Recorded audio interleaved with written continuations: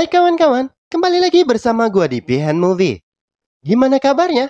Semoga kalian selalu dalam keadaan baik-baik aja. Pada konten kali ini, gua akan membahas lanjutan film kosan para psikopat, yaitu Stranger from Hell. Tapi bukan hanya satu episode, gua akan merangkum 3 episode sekaligus, yaitu episode 5, 6, dan 7. Untuk kalian yang baru bergabung di channel ini, episode sebelumnya ada di kolom deskripsi. Nggak usah berlama-lama lagi, mari langsung aja masuk ke pembahasannya. Dukung juga channel ini dengan cara mensubscribe, agar gua selalu semangat membahas film-film seru selanjutnya. Jadi, mari kita lanjut.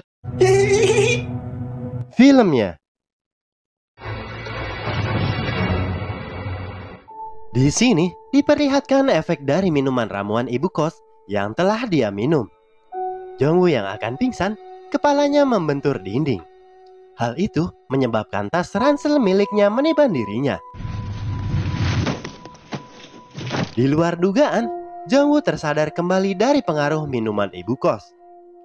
Di depan, para tetangga psikopat yang sedang bersiap-siap mengeksekusi Jongwoo, kemudian dikabari oleh Dokpet untuk menunda rencananya.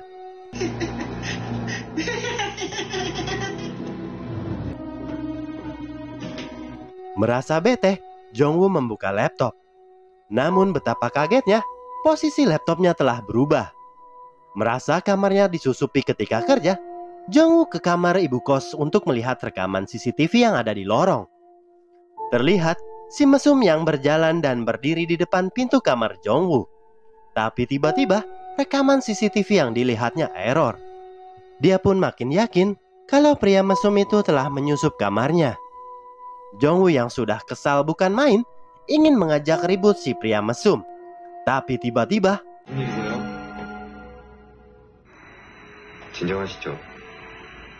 setelah berhalusinasi kemunculan pria misterius, dia baru menyadari kenapa waktu itu bapak preman gemetar ketakutan ketika sedang dikelilingi para tetangga psikopat ini.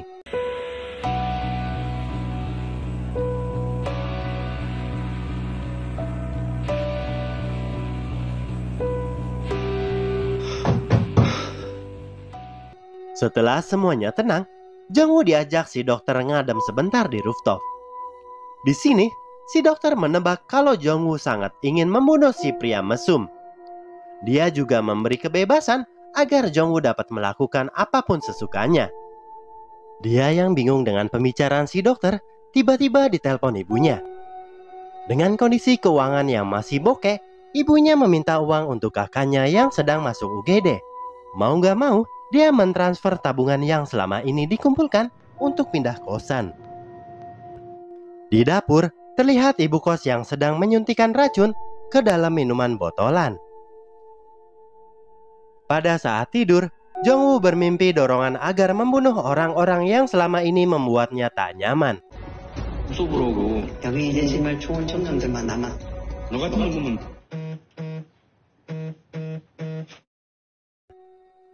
Kemudian, sebelum berangkat kerja, dia bertemu dengan si Polwan untuk menceritakan suara-suara yang dia dengar dari lantai 4 kosan Eden. Tapi, dari kejauhan terlihat ibu kos yang sedang memperhatikan mereka. Jongwoo langsung panik dan pergi. Kemudian, terlihat ibu kos masuk ke sebuah rumah. Ternyata, itu adalah rumah ibunya ibu kos. Setelah memberikan minuman racikannya, terlihat ibunya langsung tertidur pulas untuk selama-lamanya. Lalu, ibu kos mencari surat berharga milik ibunya, yaitu surat asuransi untuk ditilep sebagai warisan. Pindah ke posisi Jongwoo yang kedatangan tamu di kantor. Dia adalah seorang wartawan sekaligus penulis artikel yang ingin bertemu dengan si bos. Berhubung yang lainnya juga belum pada datang, dia nongkrong sebentar sambil meminjam gunting kuku kepada Jongwoo.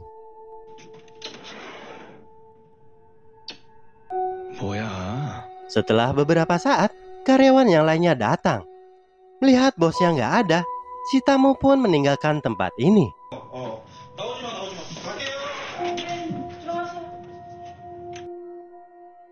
Di tempat lain, ternyata si bos sedang ketemuan dengan pacarnya Jongwoo. Sementara itu, si Polwan yang penasaran atas info yang telah diberikan Jongwoo mencoba mengecek lantai 4 kosan Eden.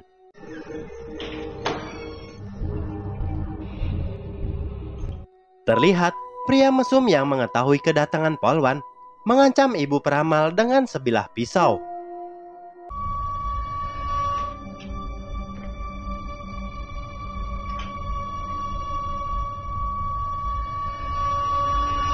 Karena tidak mendapatkan bukti apa-apa, si Polwan pun pergi. Melihat ada kesempatan, ibu ini pun berhasil lari dan mengunci pria mesum dari luar.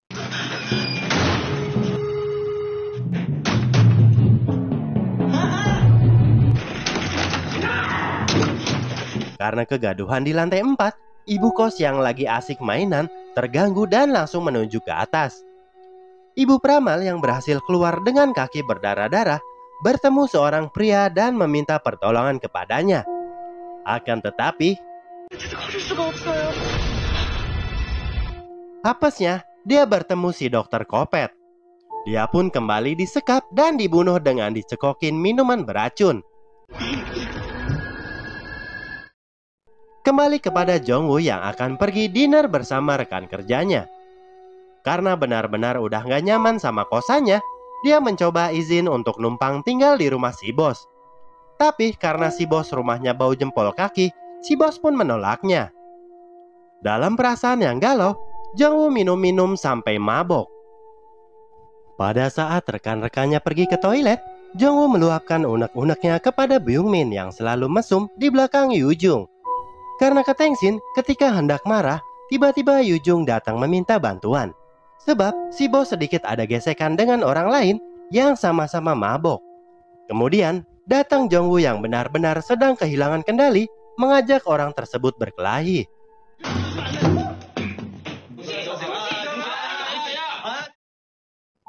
Singkat waktu, karena kondisinya buruk, rekan-rekannya memulangkan Jong-woo dengan menggunakan taksi. Setelah itu, si bos mengabari pacarnya Jong-woo yaitu Ji-eun mengenai keonaran tadi. Karena lagi mumpung, dia mengajak pacarnya Jong-woo ketemuan. Ya hitung-hitung modus. Tapi Ji-eun yang setia menolaknya. Dia pun putar arah menuju kosan Jong-woo. Karena si sopir taksi nggak menemukan alamat kosan Eden di GPS, dia menurunkan Jong-woo di pos polisi terdekat. Ternyata pos polisi tersebut tempat kerja si Polwan. Kemudian terlihat Jong-woo yang bermimpi penyesalan dia ketika pertama kali datang ke kosan laknat ini. Andaikan dia balik arah nggak jadi ngekos di kosan ini, mungkin hidup dia akan selalu berbunga-bunga bagaikan tinggal di Bekasi. Setelah disadarkan, dia berusaha menceritakan ketakutannya kepada si Polwan tentang penghuni kosan yang membuat dia tertekan mentalnya. Tapi belum selesai cerita, Jong-woo melihat chat dari Ji-eun yang telah sampai di kosan Eden. 어떻게 오셨어요? 네? 종우 씨 만나러 왔구나. Sontak, dia buru-buru menuju ke kosan dengan diantar mobil patroli. Setelah sampai, Jong-woo langsung naik dan mencari Ji-eun. 바로 연락 안 받고 왜 이제 온 건데? 일단은 따라와. Di sini, Ji-eun sangat kesal kepada Jong-woo. Karena tetangga kosannya tidak sejahat dan seburuk yang Jong-woo ceritakan. Menurutnya, Jong-woo hanya parnoan terhadap orang yang baru dikenal selama ini. Dia pun memutuskan untuk pergi.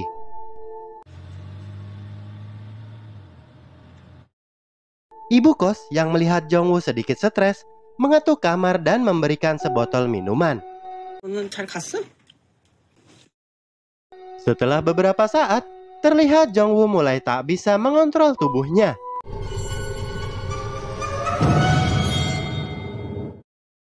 Sehabis mengantar Ji-eun, si Polwan yang masih penasaran dengan kosan Eden menyuruh rekannya yang penduduk asli dari kota ini mencari tahu sejarah kosan tersebut.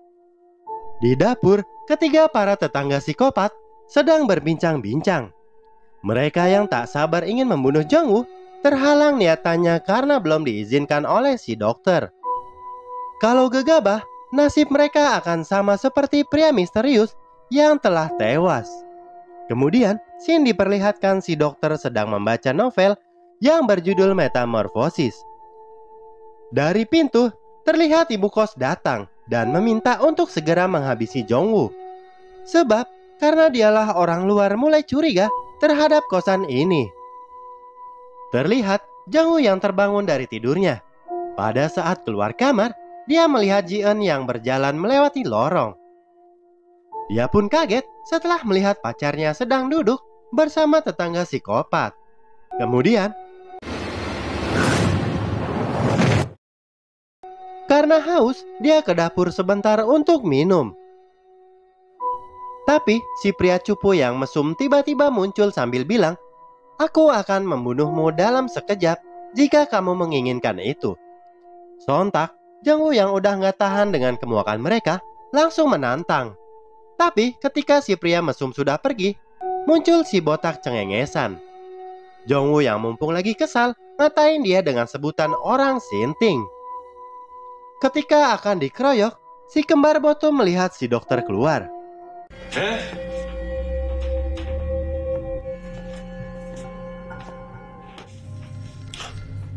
또 기억 안. 너 이렇게 있어봐야 결론날 것 같지도 않고. Dengan ketakutan terhadap si dokter, dia lalu pergi. Melihat ini, Jongwoo yang gak tahu apa-apa pun keheranan. Di atas, si dokter yang paham kenapa mereka bertengkar memberitahu bahwa kalau tadi malam Jongwoo mabuk dan teriak-teriak ke penghuni lainnya. Dia yang sama sekali gak ingat apa-apa akan mencoba mengecek CCTV. Tapi si dokter menasihati, kalau lagi kesal utarakan saja kekesalanmu. Itu akan membuatmu lega. Setelah itu, Ji-eun mengechat Jongwoo untuk mengajak ketemuan sore ini. Di kamar Bu Kos, Jongwoo sangat kaget ketika melihat rekaman CCTV yang dia lakukan semalam. Padahal dia nggak minum minuman keras sama sekali. Tapi dia nggak tahu kalau itu adalah efek minuman yang diberikan ibu kos. Singkat waktu, Jongwoo yang akan keluar untuk ngedate dengan pacarnya melihat pria mesum sedang ngeprint foto ABG TikTok. Dia pun baru tahu di kakinya si pria mesum terpasang gelang alarm yang biasa dikenakan oleh tahanan rumah. Yang berarti si pria mesum adalah tahanan rumah yang dalam pengawasan kepolisian. Singkat waktu, ketika sedang menunggu Ji-eun di taman, dia melihat si dokter yang memperhatikannya dari kejauhan. 남자가 보이는 거지? Dia pun menceritakan apa yang dilihatnya barusan. Tapi Ji-eun yang sudah muak mendengar cerita tentang kosannya memarahi si pacar kalau dirinya udah mulai aneh. Karena ini, Ji-eun pun langsung pamit pulang. 너만이라도 내 말 좀 들어주면 안 돼? Penguat hidup satu-satunya Jongwoo di rantauan pun sirna. Ternyata pacarnya hanya ingin didengar, tapi tak mau mendengarkan. Sementara itu, si Polwan mendapat informasi tentang kosan dan para penghuni dari rekannya. Bahwa ibu kos pernah menikah 2 kali, namun suaminya telah tewas karena terjatuh dari tangga. Setelah ayahnya meninggal, si ibu kos mendapatkan warisan asuransi yang nilainya dapat membelikan nasi padang seluruh penduduk Jakarta. Tapi menurut informasi, dia membangun panti asuhan dengan memakai uang warisan. Jadi bisa disimpulkan, para psikopat lainnya adalah hasil asuhan si ibu kos. Balik ke Jongwoo. Sebelum pulang, dia membeli sebuah pisau di minimarket. Rencananya, pisau ini dipakai buat jaga-jaga. Anehnya, ketika sampai di kosan, para penghuni tak terlihat sama sekali.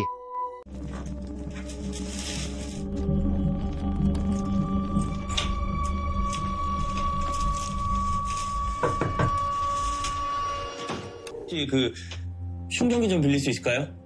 Setelah pintunya dibuka, ternyata dia adalah penghuni baru yang ingin meminjam casan kepada Jongwoo. Di lantai 4, terlihat para tetangga psikopat sedang membersihkan lantai bekas sisa-sisa darah korban terakhir. Pantas aja di bawah sepi.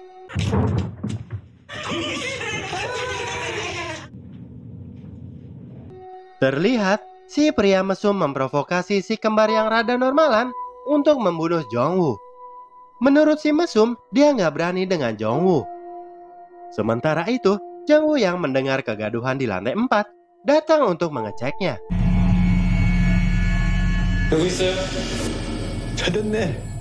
Karena mumpung sedang emosi dan mendengar Jung Woo memasuki ruangan pembantaian, si Bottom yang rada normalan langsung ingin membuktikan kepada pria mesum kalau dia berani membunuhnya.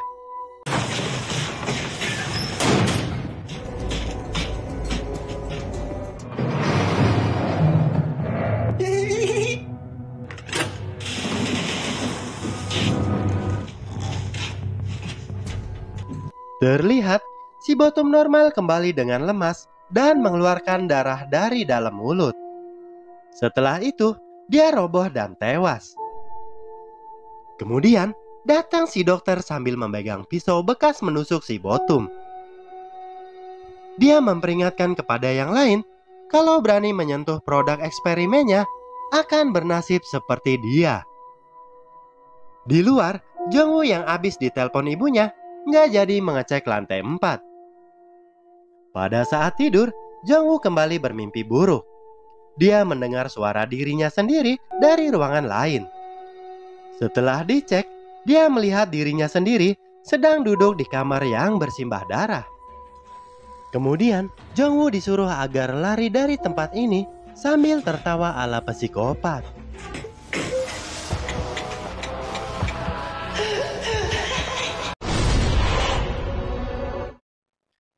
Pada saat sarapan, si polwan menceritakan hasil penyelidikannya, yaitu masa lalu ibu kos yang pernah mempunyai panti asuhan dari dana asuransi kematian orang tuanya.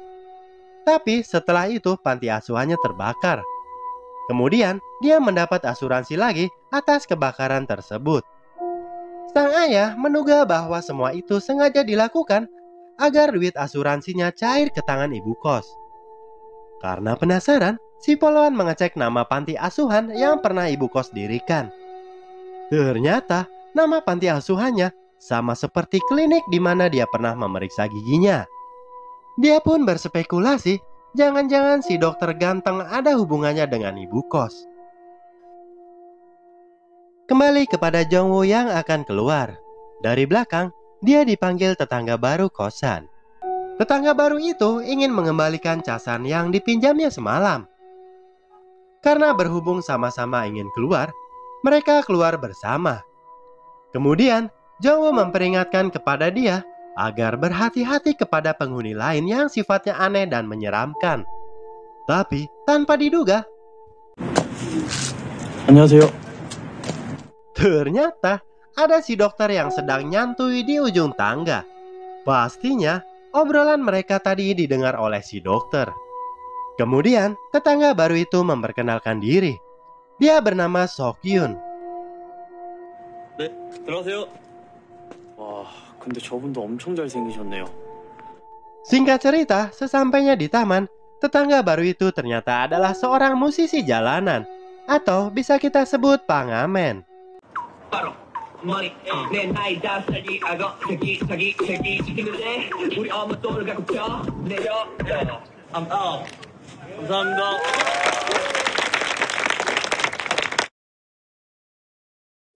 Kembali kepada polwan yang akan memeriksa giginya di klinik dokter ganteng.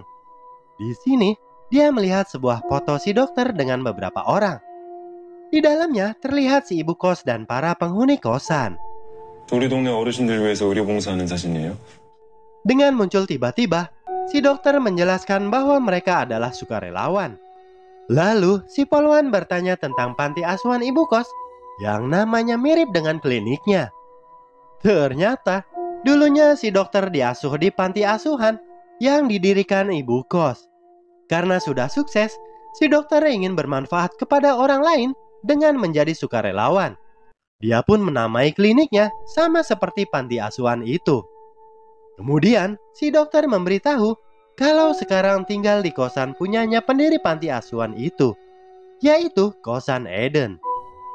Mendengar ini, si polwan pun keheranan. Di kosan terlihat ibu kos yang sedang semeringah menyiapkan daging mentah untuk seseorang.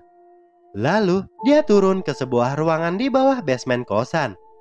Ternyata, di ruangan yang seperti penjara ini, tergeletak si bapak preman dengan kondisi diikat bersimbah darah.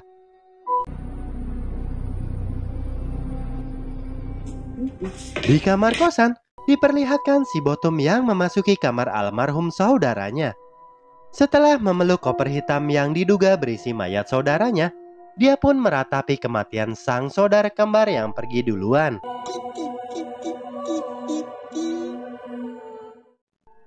Sementara itu, Jongwoo yang sedang madang bersama Seokhyun memberitahu lagi agar berhati-hati dengan penghuni lainnya. Feeling Jongwoo, mereka semua adalah komplotan pembunuh. Dia pun meminta tolong selagi dirinya tak ada di kosan. Jika ada yang mendekati kamarnya, kabarin dirinya. 그 범죄 영화 이런 거 되게 좋아하거든요. Jongwoo yang akan ketemu Jian di apartemen si pacar. Setelah nongkrong bersama, mereka berpisah. Sementara Seokhyun langsung balik ke kosan.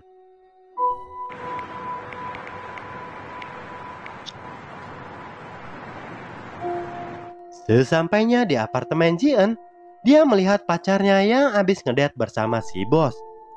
Dia pun mendengar ucapan modus dari mulut si bos kepada pacarnya. Tapi belum sempat melabraknya, dia dikirimi foto oleh Seokhyun mengenai pria mesum yang sedang berdiri di depan kamar Jongwoo. 뭐야 또 내 방 앞에 있네.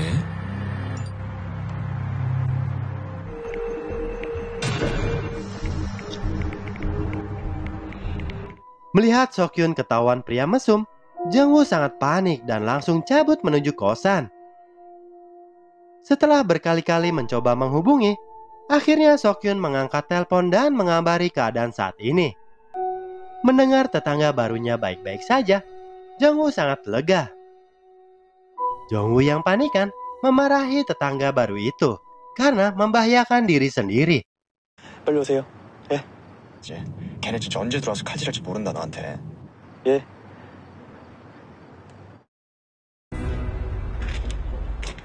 형. 아 깜짝이야. Di sini terlihat Jongwoo sangat perhatian terhadap Seokhyun. Yah, mau gimana lagi? Cuma dia tetangga yang rada normalan. Kemudian Seokhyun memberitahu kalau telah menemukan dompet milik penghuni sebelumnya, yaitu si bapak preman. Jongwoo pun curiga, kok katanya Bu Kos kalau bapak preman pulang kampung, tapi dompetnya ketinggalan dan dia nggak balik lagi untuk mengambilnya. Tidak hanya kejanggalan ini, pria mesum yang selalu membawa pisau di depan pintu kamarnya membuat Jongwoo ingin segera pindah. Tapi karena gajinya kecil, Jongwoo harus bersabar sampai tabungannya terkumpul. Pada saat sedang mengeluarkan unek-uneknya, tanpa disadari, dari tadi si dokter ngudut di belakang sambil mendengarkan mereka. Si dokter malah senang kalau Jongwoo meluapkan perasaannya seperti ini. Kalau kesal ungkapkan saja, kalau ingin membunuh, maka bunuhlah saja. Dengan begitu, perasaan kamu akan lega. Setelah itu, si dokter pun pergi. 들렸겠지?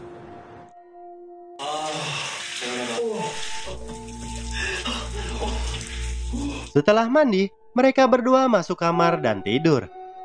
Sialnya, giliran udah mau bobo, dia kebelet pengen beser.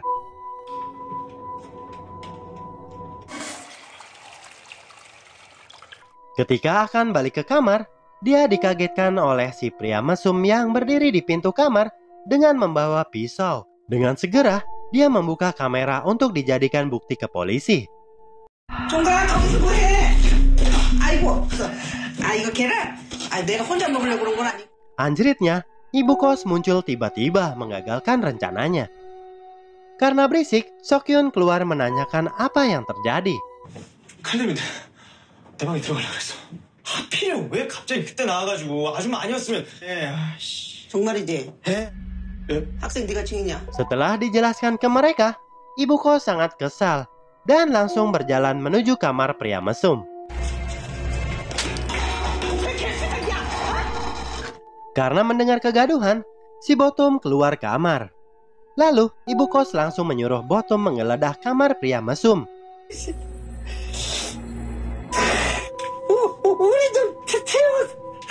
Tapi, pisau yang dilihat Jongwoo nggak ditemukan sama sekali. Ibu kos langsung memarahi Jongwoo karena telah membuat kegaduhan. Kemudian Jongwoo menggeledah sendiri isi kamar si mesum. Terlihat si dokter yang baru keluar kamar. Jelas aja nggak ketemu. Pisau yang Jongwoo maksud telah diumpetin di selipan baju si Botum. Singkat cerita, Jongwoo tiba di kantor dengan telat. Baru saja akan duduk, dia dikatain pemalas oleh Byung-min. Si bos yang mengetahui Jongwoo telat berencana akan mendisiplinkannya. Dia yang tahu kalau si bos telah jalan dengan Ji-eun mulai berkhayal untuk berkata kasar. 닥쳐 이 새끼야. 확 죽여버리기 전에. 오늘도 파이팅 합시다. Kemudian, dia pergi sejenak ke toilet. Melihat kemunafikan di tempat kerja, Jongwoo baru sadar bahwa neraka bukanlah di kosan, melainkan di tempat kerjanya. Menit demi menit berlalu, Jongwoo hanya terpaku di depan laptop sampai jam pulang. Pada saat yang lain pulang, dia tetap tinggal di kantor. Di sini, terlihat kondisi kejiwaan Jongwoo mulai terlihat gila.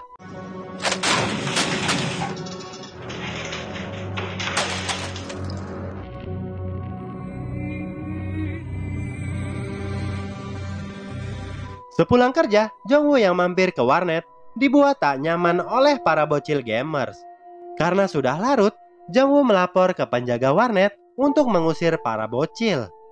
Terlihat salah satu dari mereka memperhatikan tindakan Jongwoo.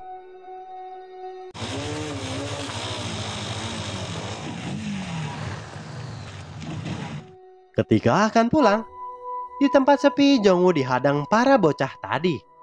Di sini, Jongwoo dibuat kesal dengan diprovokasi oleh mereka. Para bocil ini pun mengajak ribut 3 lawan 1.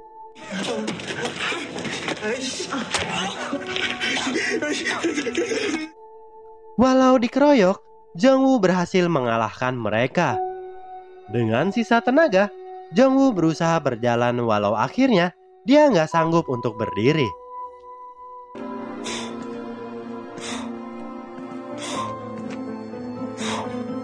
Terlihat si dokter datang seperti telah memperhatikan Jongwoo dari tadi. Kemudian si dokter bilang, "Jangan khawatir, aku akan selalu ada di sisimu." Lalu film pun bersambung. Di 3 episode ini, sifat psikopat Jongwoo telah muncul dan mendominasi isi kepalanya. Selain disebabkan oleh mental dan jiwanya yang tertekan, peran si dokter yang selalu memberikan kata-kata motivasi untuk menghidupkan jiwa psikopatnya turut membantu Jongwoo agar mengekspresikan emosinya terhadap orang yang selama ini membuat dirinya tertekan. Bagaimanakah kelanjutannya? Tunggu aja di episode berikutnya di channel ini. See you later and bye-bye.